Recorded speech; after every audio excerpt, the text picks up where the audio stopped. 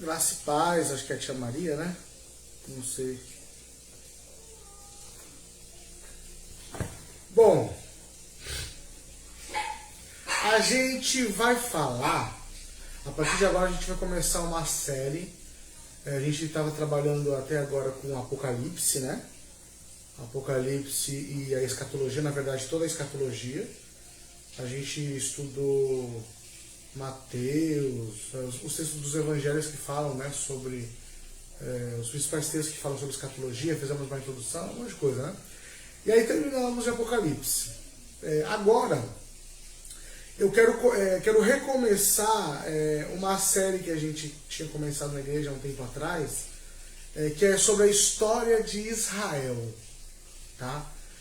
Eu cheguei a dar para os irmãos toda a história de Israel, começando com Abraão, até chegar nos juízes. Né? E a gente, juízes, aí passou por Moisés, a conquista da terra, Josué, né? E a gente, é verdade, a gente chegou nessa parte. E aí eu quero trabalhar com vocês aqui a partir da monarquia em Israel. Né? O último juiz foi Samuel, né? Então a gente vai estudar a partir do livro de Samuel. Né? A gente vai estudar a história de Israel, falando diversos textos, né? Mas é o final da história de Samuel. A gente vai falar de todos os reis, ou os principais reis de Israel. Né? Essa primeira parte é quando o reino de Israel estava unido. Mas a gente vai ver que o reino de Israel, ele se dividiu em dois, né? Israel Norte e o Sul, Judá. Né? Isso vai ser uma segunda parte, né? Quando a monarquia ela se divide. Né? Por enquanto aqui, a gente vai ver o reino unido, que foi praticamente são só 3 reis, né? Foi Saul, Davi e Salomão. Foram os 3 reis, né, que abarca aí quase 200 anos a história de Israel, mais ou menos. E aí a gente vai até o exílio, todos os reis, né? E aí depois a gente vai, minha ideia é a gente ver a história de Israel até o final dela, depois eles vão para o exílio, né? O reino do norte foi para a Assíria, o reino do sul foi para a Babilônia. E a gente vai tratar também da volta depois do povo de Deus do cativeiro, que a gente fala do exílio, do cativeiro. Né? Então a gente vai, a minha ideia é trabalhar a história de Israel todinha a partir da monarquia, tá bom? E a gente vai trabalhar. Então primeiro a gente vai começar a história de Israel, da monarquia até o reino dividido, né? Até o reino se dividir em 2. Né? E vamos começar.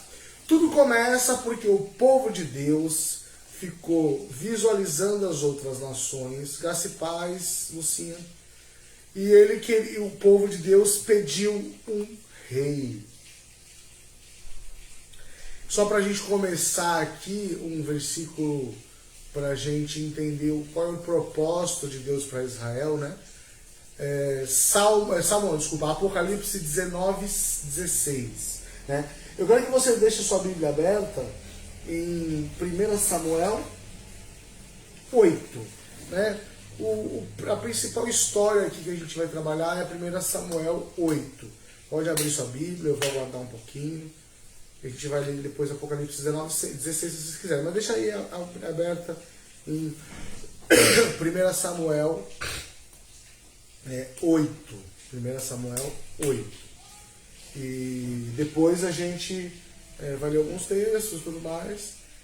E se você quiser me acompanhar, eu posso ir falando. Apocalipse 19:16. Mas deixa aberto em 1 Samuel 8. Tá? 1 Samuel 8. E para a gente começar o estudo da monarquia, né, da história de Israel a partir dos reis de Israel, a gente precisa entender o propósito de Deus para Israel. Qual que era o propósito de Deus para Israel? E isso está em Apocalipse 19:16, um texto importante. A gente até para fazer uma ligação com o que a gente estudou em Apocalipse. Né? Em seu manto, na altura da coxa, estava escrito o nome: Rei dos Reis e Senhor dos Senhores. A monarquia de Israel, ela foi usada para preparar a vinda do Rei dos Reis, Jesus. A gente precisa entender que o propósito de Deus era o governo de Jesus. Jesus não foi um acaso que aconteceu porque Deus não conseguiu fazer o que ele queria com Israel. Israel foi rebelde muitas vezes, a gente sabe disso, mas não foi o que aconteceu com Israel não foi algo que Deus não tinha previsto. Tá? O propósito de Deus sempre foi trazer Jesus e transformá-lo no Rei dos Reis e Senhor dos Senhores.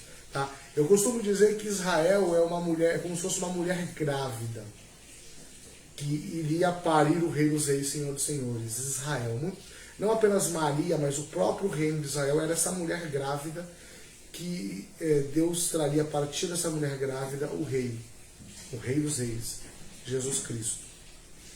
Por isso que a todo momento Deus está protegendo essa mulher grávida, protegendo Israel. Esse era o propósito de Israel. E a gente precisa entender que a monarquia é muito importante para Israel. Tá? É central na história de Israel a história dos reis. É muito importante. E só para a gente poder entender algumas questões, né? O que é uma monarquia? Uma monarquia é uma forma de governo, tá? De um Estado, onde o chefe, o líder do Estado é um rei ou uma rainha, ou alguém que tenha um título equivalente, por exemplo, como imperador. No Brasil, o Brasil na época da monarquia no Brasil, né, em Portugal um pouco antes, ele não era rei, não era o rei Dom Pedro I, Dom Pedro II, Dom João VI.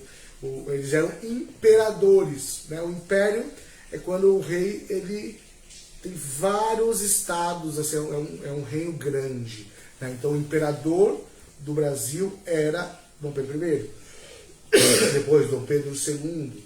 Né? Mas é a mesma equivalência, a monarquia é governada por essa pessoa. Né? E existe a monarquia absoluta, é quando o rei manda em tudo e ninguém pode questionar o que o rei manda. Lá no passado, na antiguidade, conforme a gente vai ver, como a gente vai ver em Israel, né, os reis da antiguidade eram absolutos. Né, eles mandavam e ninguém podia questionar. Mas também tem uma monarquia que não é exatamente absoluta. Por exemplo, a monarquia que veio, né, a partir da Revolução Francesa, que é uma monarquia onde existe um legislativo, né, um Senado, uma Câmara dos Deputados, um primeiro-ministro, que de alguma forma eles limitam o poder do rei. Até a gente chegar nos dias de hoje, onde a rainha, por exemplo, da Inglaterra, ela é apenas um símbolo. Né?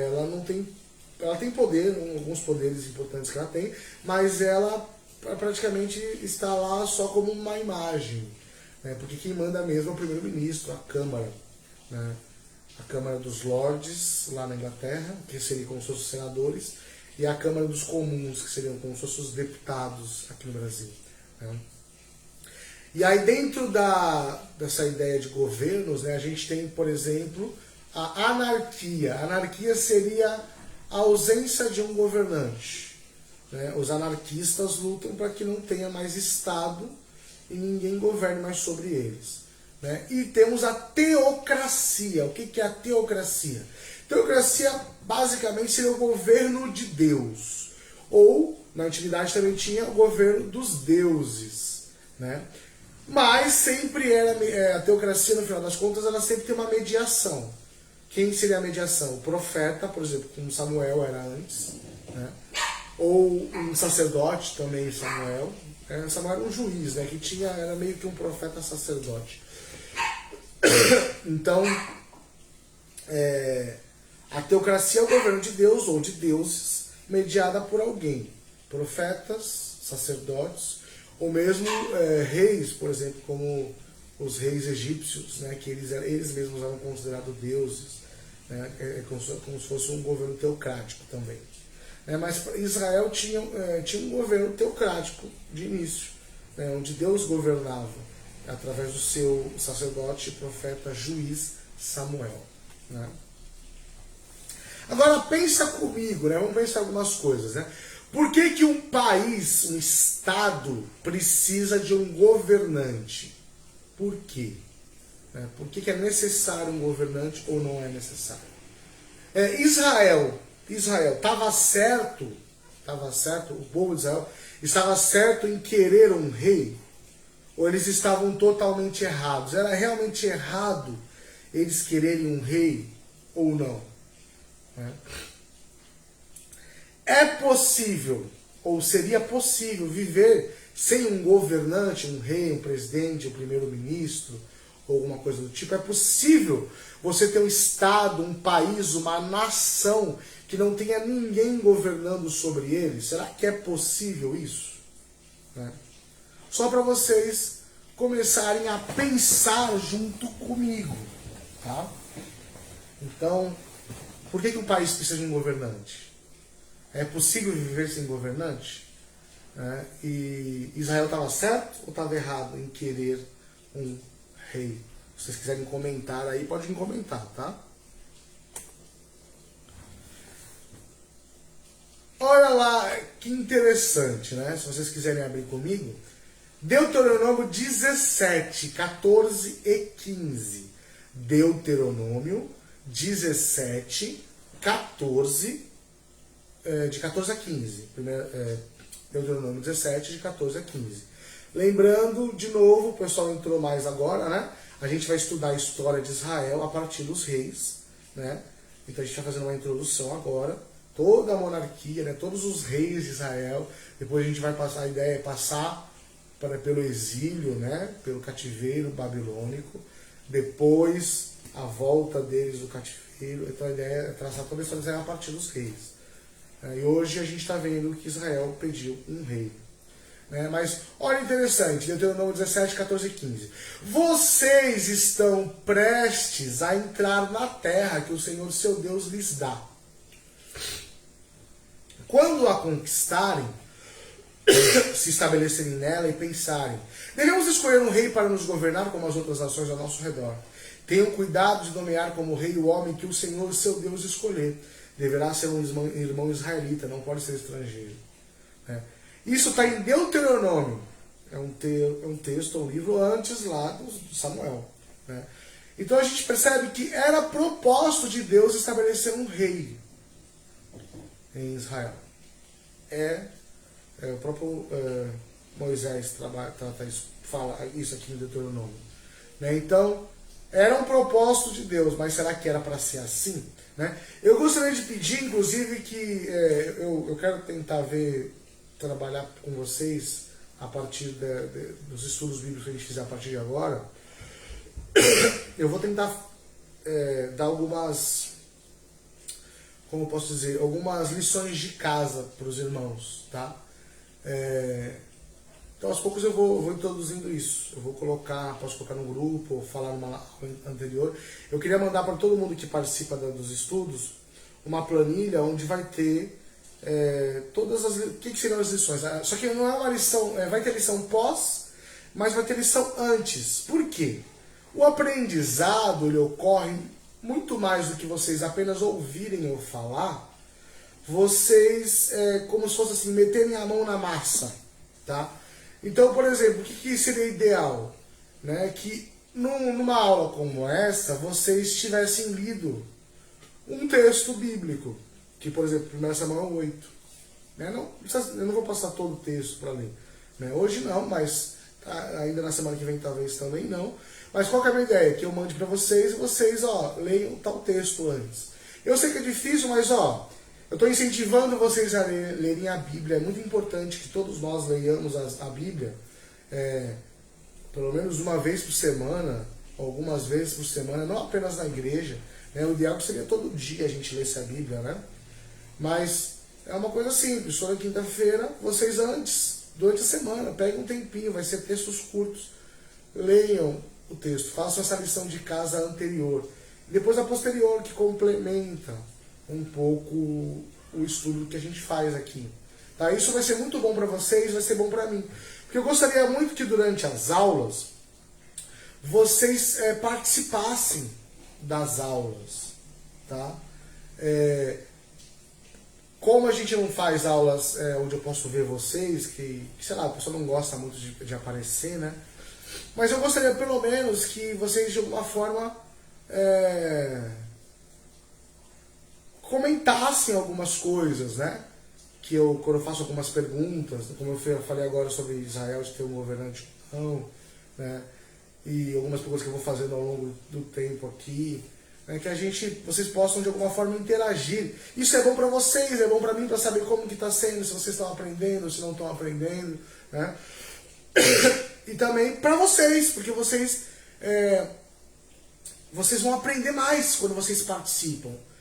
Eu sei que a gente tem vergonha de aparecer, mas pelo menos escrevendo, acho que não tem muita vergonha, né? Então, assim, se vocês lerem o texto antes, talvez vocês tenham perguntas durante o ensino aqui, e aos poucos eu vou tentando explicar ou responder algumas perguntas, de acordo com o que vocês fazem aqui.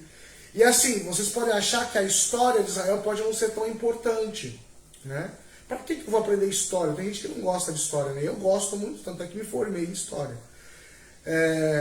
Mas assim, aprender história, e mais ainda a história de Israel para a gente, é extremamente importante para a gente entender a Bíblia. Né? Se vocês conhecessem, ou quem conhece bem a história de Israel, vai entender muito mais os textos do Novo Testamento e alguns textos do Antigo Testamento mesmo. Né? Alguns textos fazem muito mais sentido, né? Porque a Bíblia efetivamente não é um livro fácil de entender. Né? É difícil, na verdade, a Bíblia. Então, se você tem uma noção da história de Israel, muitos textos vão ser muito mais fáceis, principalmente Apocalipse. A gente estudou escatologia. A escatologia do Novo Testamento, ela volta e meia, ela está falando do Antigo, da história de Israel. Né? Mateus fala muito sobre Israel. Então, assim, você quer entender mais a Bíblia, vamos estudar a história de Israel comigo, com a gente, com a igreja. Não é para decorar as coisas, é para a gente ter uma noção. Eu tenho certeza. Isso é uma experiência própria, né? Vocês vão passar a ver a Bíblia de outra forma. Parece que vai se abrir, vai se descortinar alguns textos bíblicos quando vocês entenderem algumas coisas, né, sobre a história de Israel. Então, participem, interajam, né? Respondam as perguntas. Eu estou lendo aqui, eu tô com o celular, eu consigo ver, fica na tela do celular tudo que vocês escrevem, que vocês falam. Então, vamos lá. A minha ideia é fazer uma planilha onde tem todas as lições de casa de todas as aulas, né? E vocês vão só ticar, vão dar um tique, assim, aí aparece para mim. Eu li. Eu vou deixar livre para vocês. Ó, vai ter lá a lição de hoje, tá? Hoje é a aula 1. Vai ter todas as lições antes e pós. E aí durante a semana, antes e depois, vocês vão ticar. Vai ter um tiquezinho assim, que você dá um tiquezinho tipo no Excel, né? E vocês vão me falar se vocês fizeram ou não fizeram. É responsabilidade de vocês, nós somos crentes. Vocês falam a verdade ou não falam, não precisa mentir. Se não fez, não fez, né? E se ficar acumulando também não é escola, né? É responsabilidade de vocês, somos todos adultos, né? Mas assim, a ideia é que isso ajude vocês e ajude a mim. Às vezes eu vou falar, dá uma pesquisada na internet, tais coisas na internet, né? Então, vai ser legal. Né? Mas só eu que vou ter acesso, tá? Os outros alunos não precisam. E assim, eu gostaria muito de, como eu fazia lá na escola dominical dos adultos, a gente vai ter uma prova, tá? A partir de tantas e tantas aulas, a gente vai ter uma prova. E só que uma prova que eu vou mandar para vocês um questionário lá, que vai ter múltipla escolha, um monte de coisa assim. E porque para que serve a prova? A prova, para mim, vocês não estão fazendo uma faculdade, não estão na escola mais. Né? A prova, para mim, é para saber se o que eu estou falando está fazendo sentido para vocês.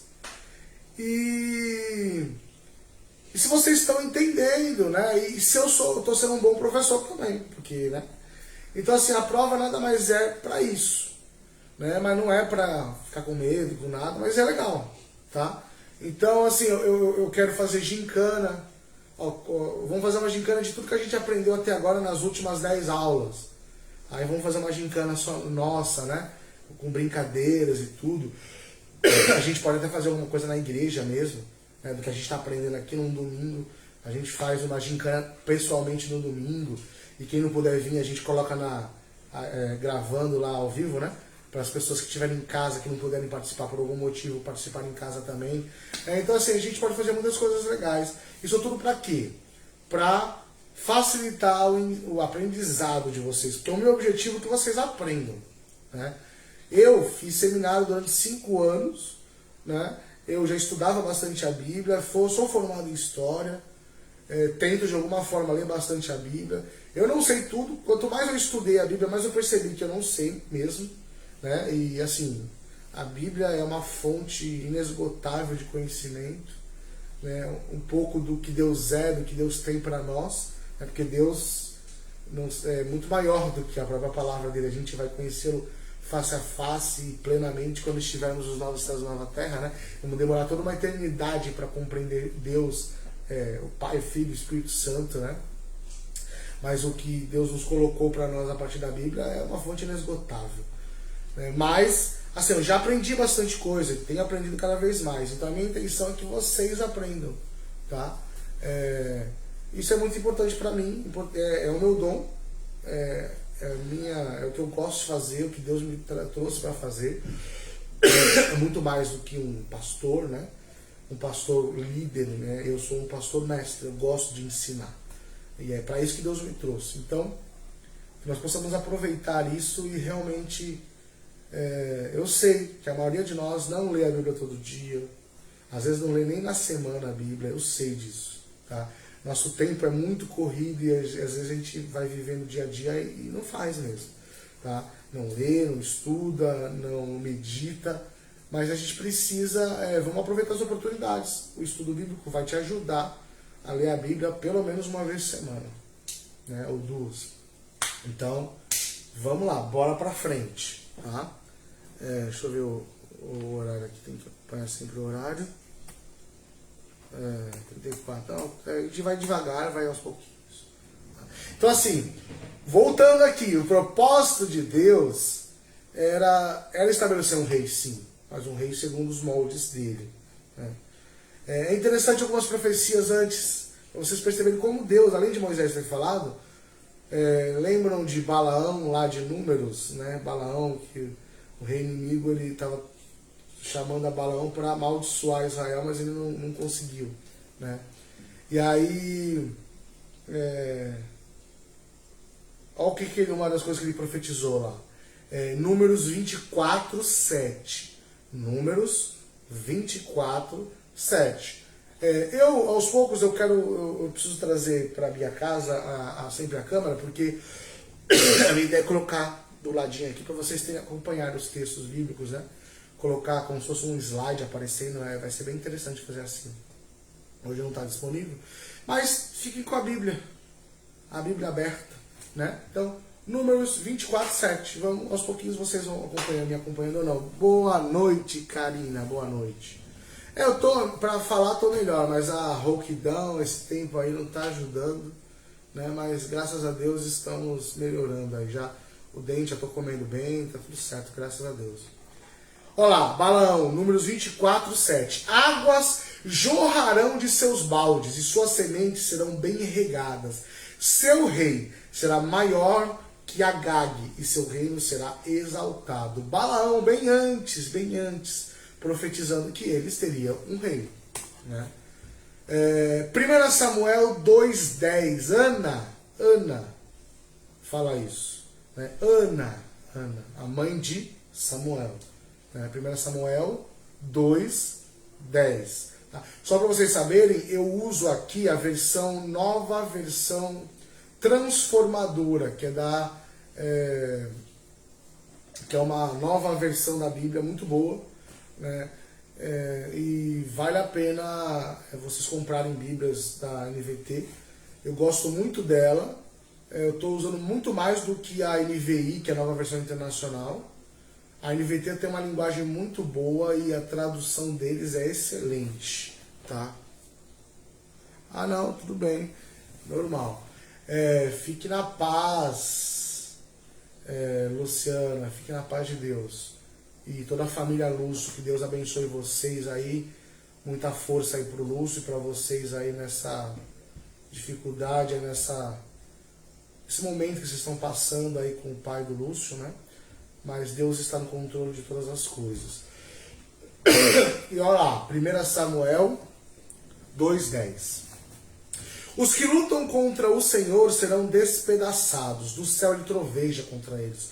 O Senhor julga em toda a terra, ele dá poder a seu rei, concede força a seu ungido. Interessante que ela está falando, né? Como se fosse uma profecia, falando sobre um futuro rei. E ela era a mãe de Samuel, que estava começando ainda a vida, ia começar na verdade. Né? Uma pergunta para a gente poder se questionar, né? Vocês já fizeram algum pedido para Deus que Deus disse não? Não. E depois de um tempo, o tempo passou, você não teve o que você pediu para Deus. Só que passando o tempo, você percebeu que aquilo que você queria não era bom para você mesmo e Deus fez a coisa certa. Né? Que Deus fez a coisa certa. Você recebeu um não de Deus e você pode ter ficado chateada, né? Só que aí depois de um tempo, o tempo passa, né? Nada como o tempo, né? Para ensinar bastante para nós, né? Só que aí você percebeu realmente isso que eu queria, esse caminho que eu queria trilhar, não era o melhor para mim. E Deus, ele tinha o melhor para mim, não deixou ir por esse caminho mesmo achando que era bom. Né? Existem caminhos que para o homem parece direito, mas que no final caem, acabam num caminho de morte. Né?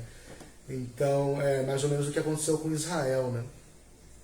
Israel pediu um rei, e Deus deu, mesmo na sua misericórdia, né, para ensinar o povo, Deus deu Saul, que no final das contas não foi um bom rei para Israel. Deus dá muitos nãos na nossa vida, com certeza. Porque é assim que a gente aprende. Às vezes alguns nãos são importantes para a gente aprender, e alguns nãos são importantes porque aquele não, né, o sim, nos levaria a lugares muito ruins para nós. Porque a gente não tem os olhos de Deus, né? A gente não vê o futuro. Deus, ele já viu todas as coisas que iriam acontecer, sabe todas as possibilidades daquilo que pode ocorrer. E Deus, ele cuida de nós sempre, né? Então ele diz não. Muitas vezes impede que a gente acabe nesses caminhos ruins, né? O pedido definitivamente não foi bom. O povo pede um rei, mas esse pedido não foi bom. Os israelitas, por que não foi bom? Tá? Apesar de Deus, de alguma forma, ter profetizado através de profetas, né, homens e mulheres de Deus, como a gente viu aqui, e de fora, né, como Balaão, mas tinha alguns problemas aí. Exatamente, Deus não nos entrega o que não nos faz bem. Olha só, 1 Samuel, olha lá, 1 Samuel 8:5, nós estamos numa visão limitada, exatamente. 1 Samuel 8:5, 1 Samuel 8:5. 1 Samuel 8 é o nosso texto base. Né? Vamos para o versículo 5. Olhe, é o povo dizendo para Samuel: o Senhor está idoso e seus filhos não seguem seu exemplo. Escolha um rei para nos julgar, como ocorre com todas as outras nações. Né? Então a grande questão aqui é exatamente essa. O povo de Deus queria ser como as outras nações.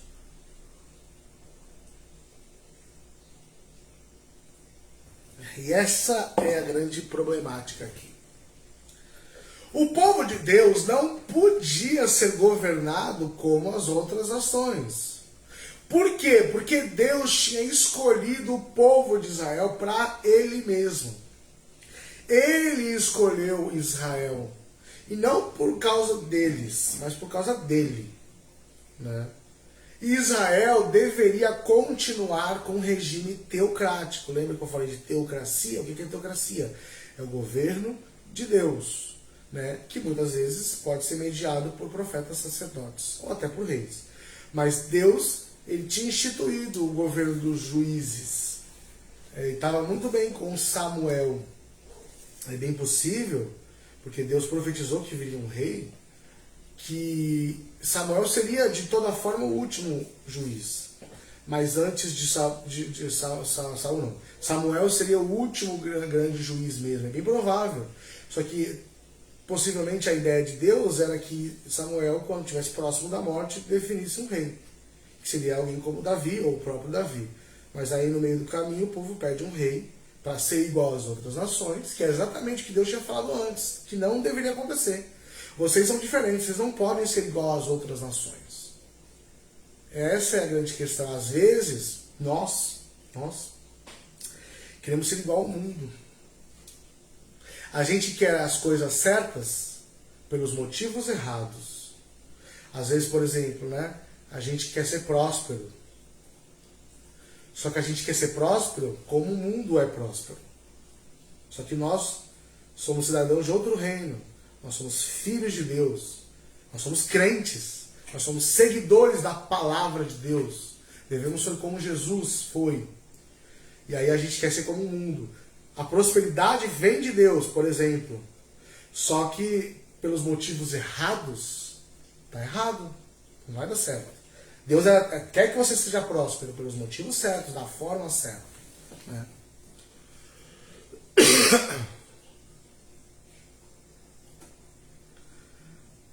Exatamente. A escolha dos homens mudou isso, né? Para eles escolherem, não Deus. Exatamente. E devemos tomar cuidado com isso. Às vezes, pense nisso. Será que aquilo que você tem desejado, aquilo que você quer, pode até ser certo, mas é pelos motivos corretos? Vai acontecer e você quer forçar que aconteça do jeito certo?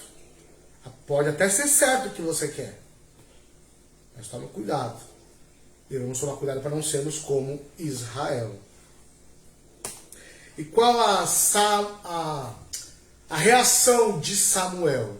Né? Como em todas as outras crises, Samuel orou ao Senhor e houve resposta. E lá, essa resposta está em 1 Samuel 8, 7. O Senhor lhe respondeu: faça tudo que eles pedem, pois é a mim que rejeitam, e não a você. Eles me rejeitaram como seu rei. Isso é muito importante. A gente precisa entender isso, esse conceito, tá? O pedido de Israel não era uma rejeição a Samuel, apesar de que no final das contas era uma rejeição a Samuel. Mas, na verdade, na profundidade das coisas, era uma rejeição ao próprio Deus. Quando Davi ele pecou, ele diz assim, que ele não pecou contra alguém.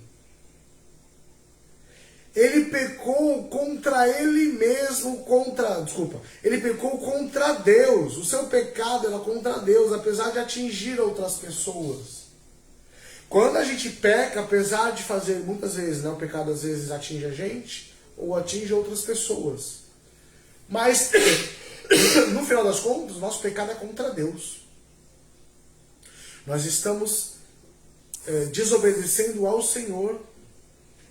Nós estamos negando ao Senhor, estamos entristecendo a Deus. É o que nosso pecado faz. E agora uma questão aqui importante para nós. Quando surge uma crise na sua vida, ou até na igreja, você recorre a Deus em oração? Quando as crises surgem, é a Deus que que você recorre em oração? Muitas vezes a gente, e eu faço isso também, tá? A gente quer resolver, a gente quer fazer acontecer, a gente quer responder às crises, aos problemas. E algumas vezes, ou muitas vezes, nós esquecemos de recorrer àquele que tem todas as respostas, àquele que tem todo o poder, ao próprio Deus. Por menor que sejam as crises que às vezes a gente passa, Deus quer ouvir das nossas bocas, né, ou em pensamento, aquilo que a gente está passando por crises, por problemas. E Deus, ele vai vir com o seu bálsamo. Deus virá com a resposta de alguma forma. Ele nos ajudará a encontrar os caminhos, né? Mesmo que esses caminhos sejam difíceis, para sair dessas crises, para resolver essas crises. O Senhor mandou Samuel atender ao desejo do povo. O caminho certo é recorrer a Deus, pedir orientação a Deus, com certeza. Eles, o povo de Israel, queriam um rei, mas eles não o teriam como os outros povos, tá? Exatamente. É mesmo, eu estava lendo 1 Samuel, que engraçado.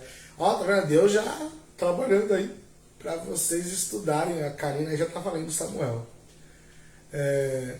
Esse rei seria escolhido por Deus e seria ungido para essa tarefa de governar o povo de Deus.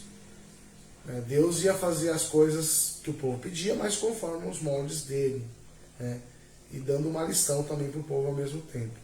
E aí Samuel vai começar o processo de empossar o primeiro rei de Israel.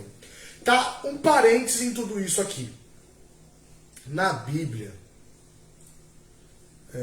ungir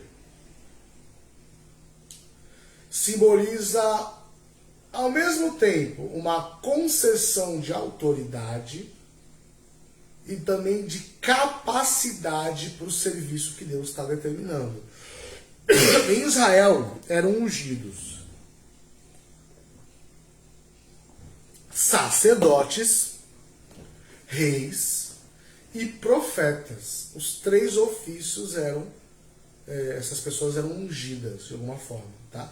E ao mesmo tempo Deus estava os autorizando a realizar esses ofícios e ao mesmo tempo Ele estava os capacitando para exercer esses ofícios, ministérios, tá?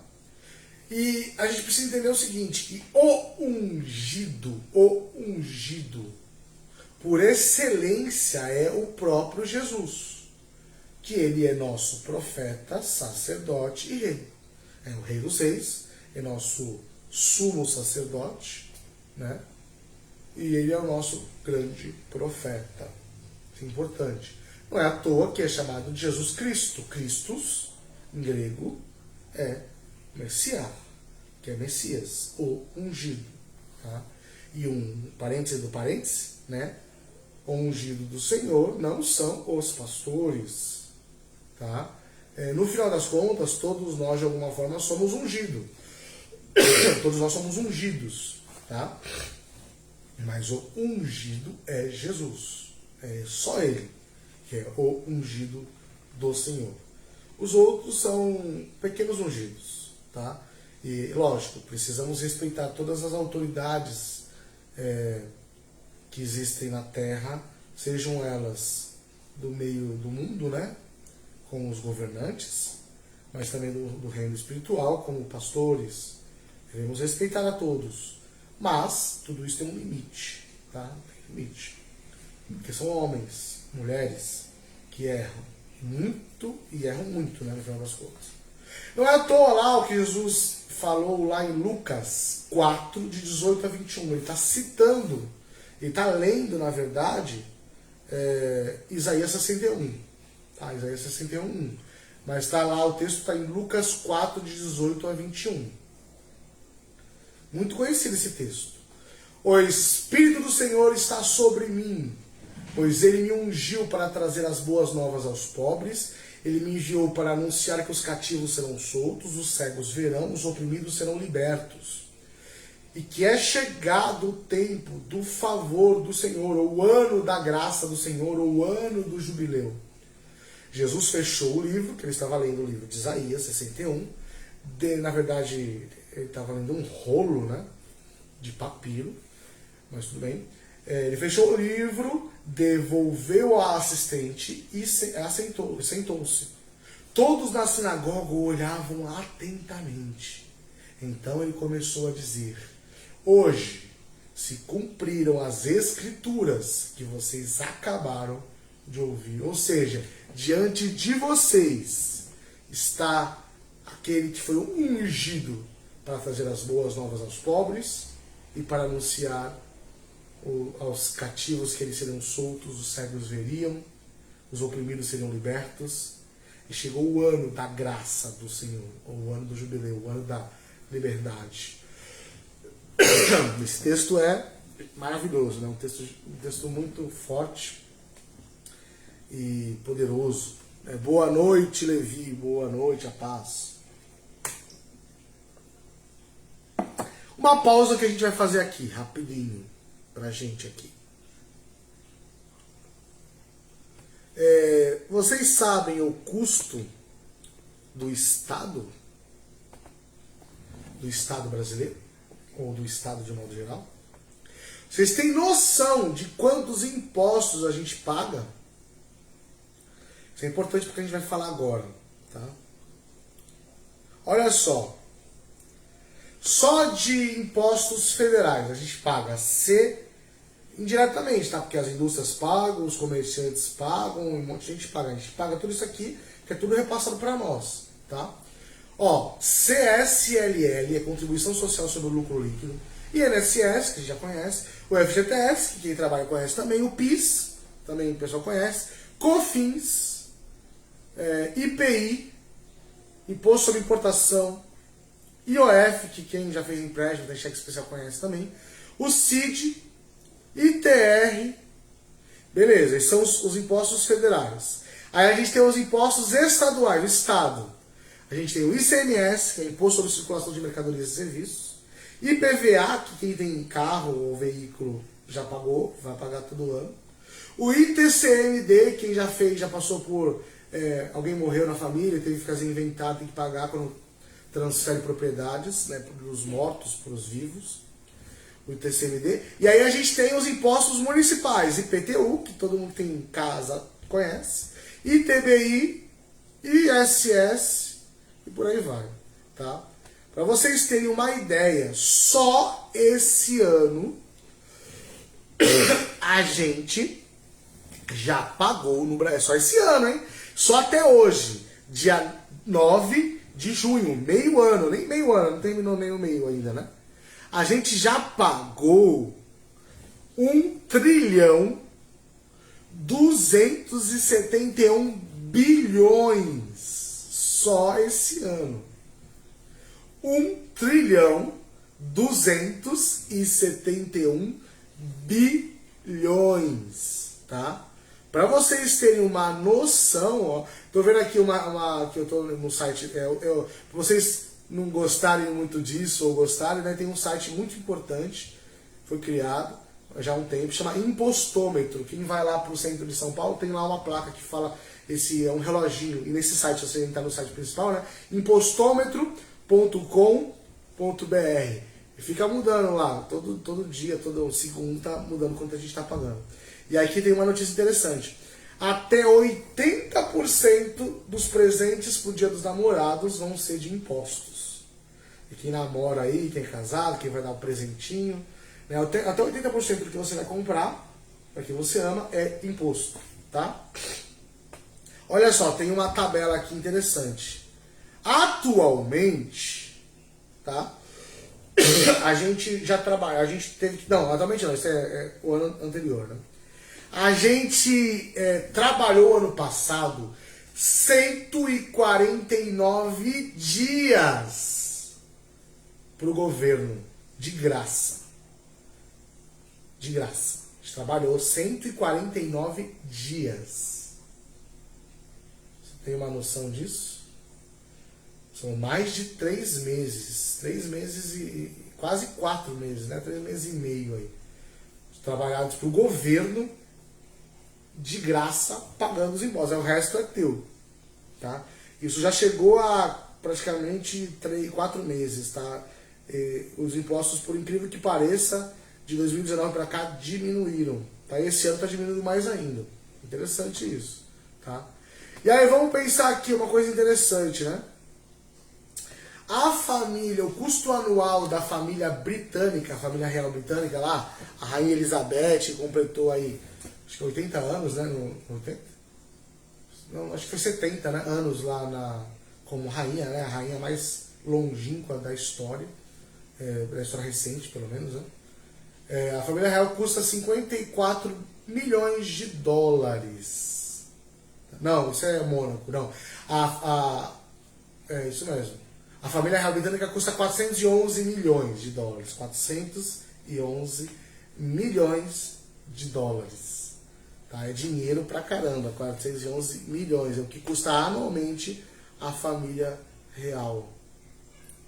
É algo que a gente... É difícil de ouvir essas coisas, né?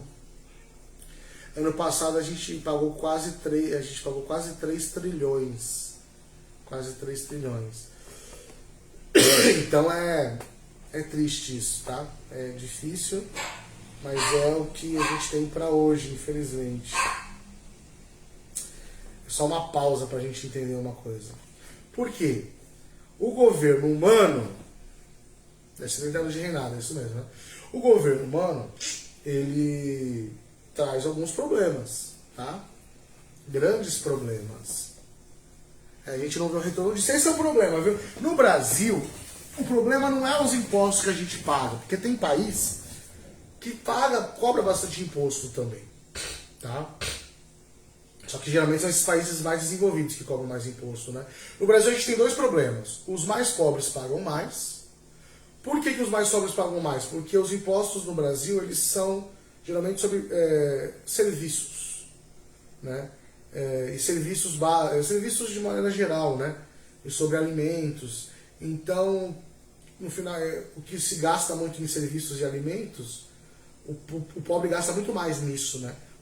A pessoa que tem mais dinheiro, ela gasta muito menos, a porcentagem do que ela ganha, né? Ela gasta muito menos em serviços, produtos e serviços do que os mais pobres. Então, os mais pobres pagam muito mais, assim, proporcionalmente, do que os mais ricos. E não é condenando os ricos, não, tá?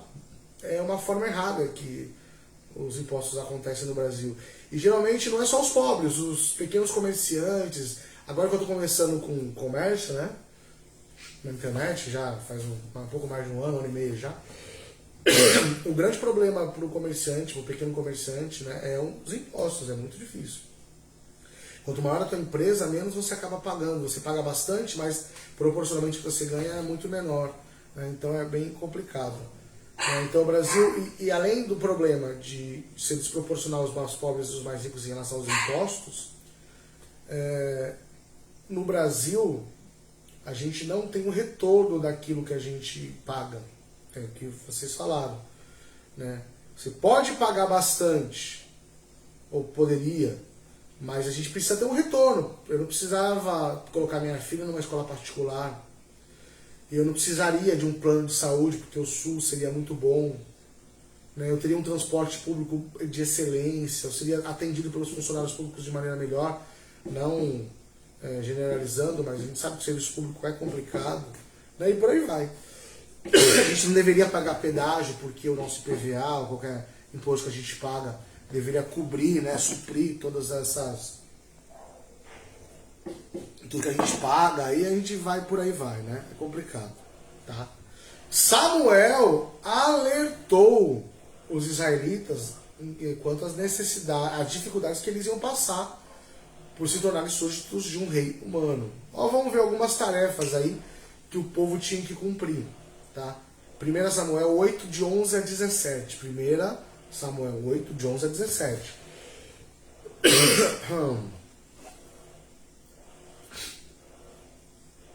Disse ele: este é o modo como o rei governará sobre vocês. Ele convocará seus filhos para servirem seus carros de guerra, e como seus cavaleiros e os fará correr à frente dos carros dele.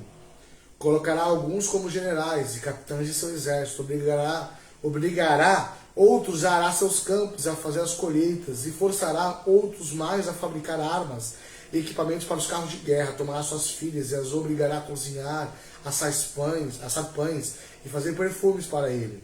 Tomará de vocês o melhor de seus campos, vinhedos e olivais, e os dará aos servos dele. Tomará 1/10 de sua colheita de cereais e uvas para distribuir entre seus oficiais e servos. Tomará seus escravos e escravos o melhor do gado e jumentos para uso próprio. Exigirá 1/10 de seus rebanhos, e vocês se tornarão escravos dele. Tá? Então, complicado. Olha lá.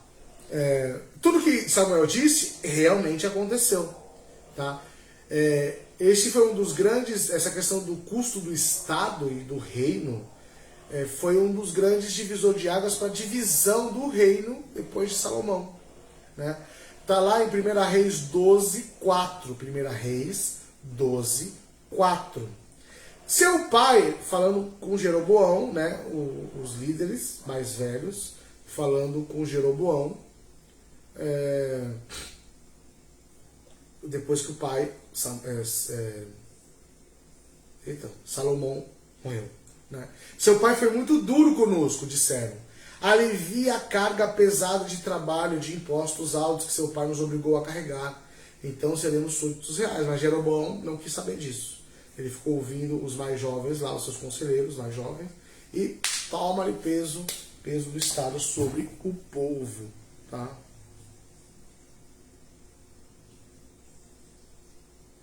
É complicado. Exatamente. Tem que devolver. Deixa eu ver uma coisa aqui. Certo. Eu vou pausar aqui, tá? Semana que vem a gente continua essa introdução essa introdução para por que começou a monarquia em Israel, de que forma começou, porque Israel pediu um rei no tempo errado, né? E a gente vai ver semana que vem que o propósito de Deus era outro.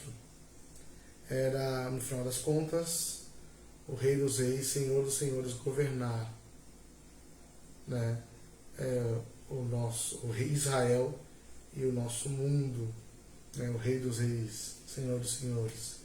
Você está preparada para pedir diariamente: Senhor, venha o teu reino sobre nós. Que o reino do Senhor recaia sobre as nossas vidas, através das nossas vidas, nesse mundo tenebroso governado pelo mal. Né? Que Deus abençoe sua vida. Pense em algumas coisas que eu falei. Né? Durante a semana aí, leiam 1 Samuel 8. Semana que vem continua o estudo, né, de 1 Samuel. A gente está fazendo essa introdução aqui. Né? Então, continue. Leia 1 Samuel 8, para que você possa conseguir crescer na graça, mas também no conhecimento do Senhor. Fiquem na paz de Deus. Domingo, né, se Deus assim permitir, estaremos aí juntos no culto presencial para aqueles que puderem às 18 horas. Tá? Fiquem com Deus.